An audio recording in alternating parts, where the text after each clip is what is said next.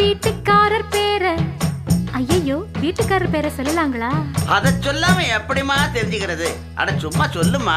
வீட்டுக்காரர் பேரை சொன்னே ராசுக்குட்டி ராசுக்குட்டி, அவன் பேசுகிற பேச்சு எல்லாம் சீனி கட்டி.